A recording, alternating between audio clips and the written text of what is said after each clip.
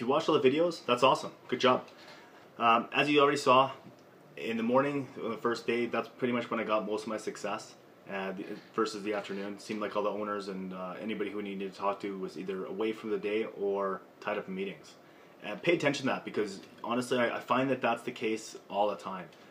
Try to make your calls in the morning. I find that that's the best time to do it. For restaurants, call it around 10:30, maybe 10 o'clock. For any other type of business, call it around 8:30, 8 o'clock. I find that that's the best time to get the decision maker on the phone. They're not busy yet. They're still working. They're good to go.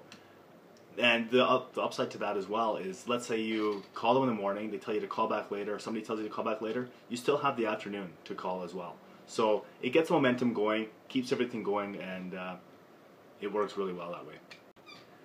So you guys are probably wondering, what the heck do you do now? You know, I made all these calls saying I want to make an interview talking about best restaurants. What do I do? What's the process?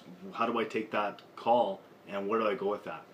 Well, that's really easy. What basically I do is I want to just get my foot in the door. That's really all this is. It's basic foot in the door strategy.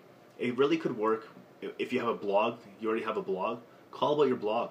It doesn't have to be best restaurants. It could be anything. It could be Joe's blog.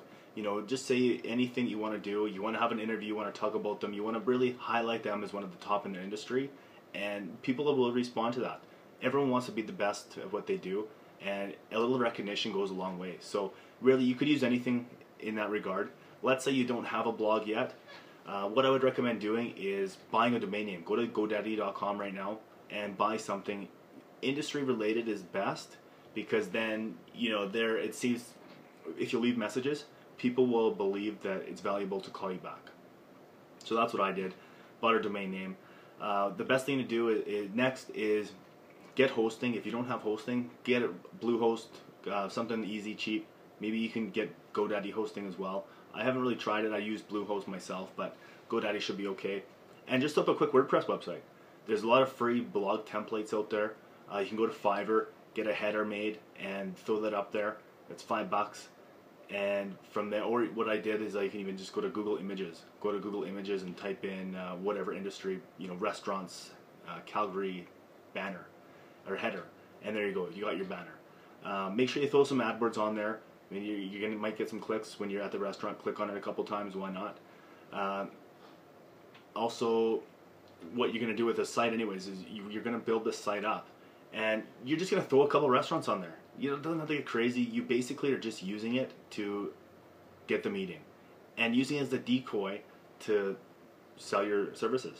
So let's say you throw a couple restaurants on there. Go find the top reviewed ones that you know are going to be the top in the city, and then that way you have something to show them on there. Make a blog post about it, you know, 3 blog posts, 1 blog post for this restaurant, 1 blog post for this one, 1 blog post for this one. Boom, there you go. You got a list like 5 restaurants on there. No big deal.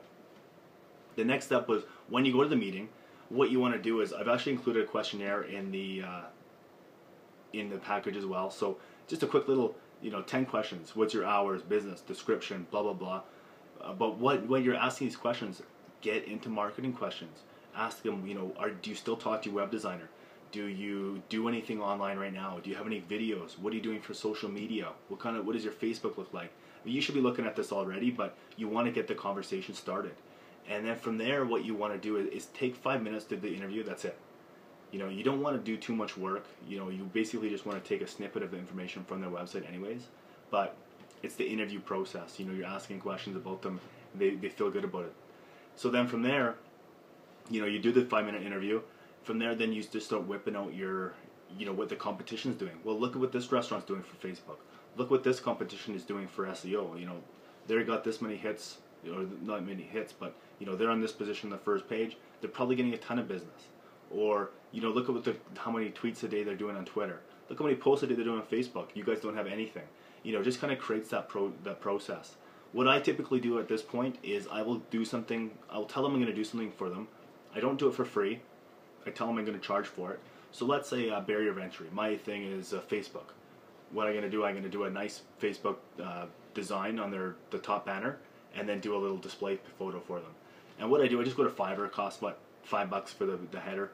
You can even just put the logo as a banner. Something's easy, right? Anything is better than what they have. And then I tell them it's going to be $150. But because I got to come back anyways for the interview that we just did to put the website, I'm going to come back in, let's say, 5 days. And I'm going to show them this whole Facebook thing. We can get it uploaded. It'll be $150, and that's it. Or if you got your own sales process, or if you have your own services you offer them at that time. You know, whatever it is that you feel comfortable with doing, do that. I like the barrier of entry because if I can charge $150 and I sell them and I come in for a check that next 5 days, and I get this check and I get them uploaded, I talk to them about SEO at that point. It's meeting number 2.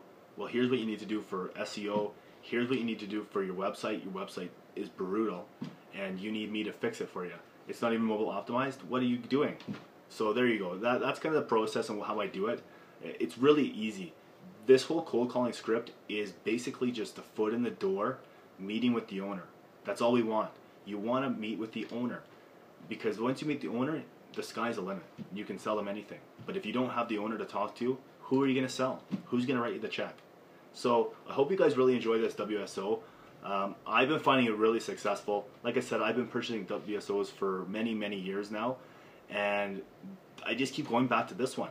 This one works so well. I can, sit down for an hour and a half on a Monday or Tuesday, fill up my week for 10 appointments, 12 appointments sometimes, and I make 5 or 6 sales a week.